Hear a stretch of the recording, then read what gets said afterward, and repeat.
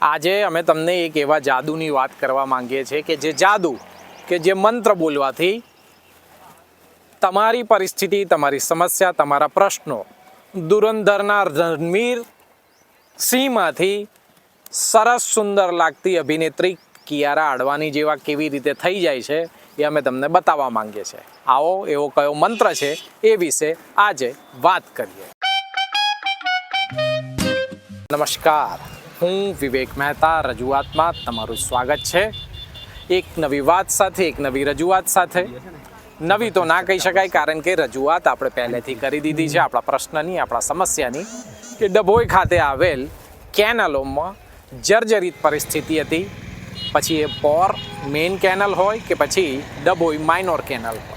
તમે જોયું હતું કે કેનલોની પરિસ્થિતિ ખૂબ તકલીફદાયક હતી અને માઇનોર કેનલમાં મોટી પ્રમાણમાં ઝાડી ઝાખરા ઉગી ગયેલા અને દુરસ્તીની માંગ કરતી હતી. મિત્રો, સરકાર જ્યારે લાખો રૂપિયાનો ખર્ચ કરી રહી છે ખેડૂતોના ઉત્થાન માટે અને ખેડૂતોને પૂરતા પ્રમાણમાં પાણી મળી રહે તે માટે, પરંતુ કહેવાતા અધિકારીઓ આ બાબતે બિલકુલ બેદરકાર હોય અને આવી બેદરકારીના કારણે કે પછી ભ્રષ્ટાચારના કારણે આવી કેનાલોની દુર્દશા જોવા મળી હતી. પરંતુ મિત્રો, રજૂઆતમાં આપણે જે રજૂઆત કરી હતી એ સંદર્ભે છેલ્લા 2 થી 3 દિવસથી આ કામગીરી શરૂ કરી દેવામાં આવી છે. આપણને આ વાતનો આનંદ છે કે રજૂઆતના માધ્યમથી જ્યારે આપણે કોઈ પ્રશ્નને ઉઠાવીએ છીએ, આપણે રજૂ કરીએ છીએ, ત્યારે એ બાબતની ગંભીરતા સમજીને અધિકારી દ્વારા આ સંદર્ભે કામગીરી કરવામાં આવતી હોય છે અને જેના ભાગરૂપે આજે તમે જોઈ શકો છો કે આ કેનલની કામગીરી, માઇનોર કેનલની કામગીરી ચાલી રહી છે.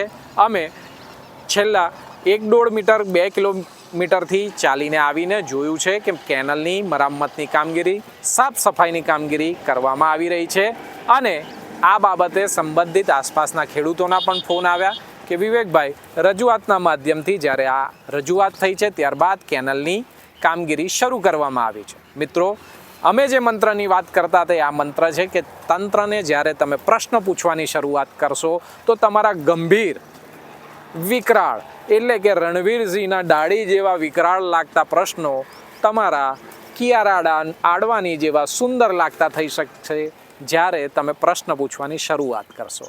બસ શરત એટલી છે કે પ્રશ્ન તમારો સંવિધાનિક રીતે હોવો જોઈએ, રજૂઆત તમારી વિવેકપૂર્ણ રીતે હોવી જોઈએ અને કાળજીથી કરેલી હોવી જોઈએ કે જેથી કરીને તમારી કરેલી રજૂઆત, તમારી કરેલી સમસ્યાનું જે નિદર્શન છે એ નિરાકરણ આવે. મિત્રો, અમે રજૂઆતના માધ્યમથી આવા પ્રશ્નો ઉઠાવતા રહીશું અને આ જ રીતે કામગીરી કરતા રહીશું. તમે જોડાયેલા રહેજો.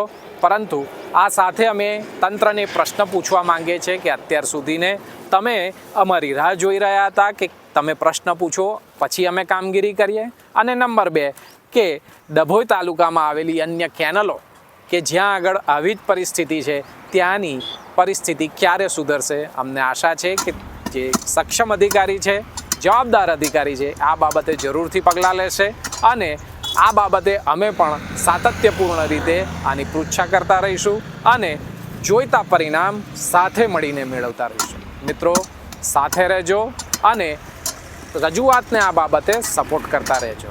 આભાર. ભારત માતા કી જય.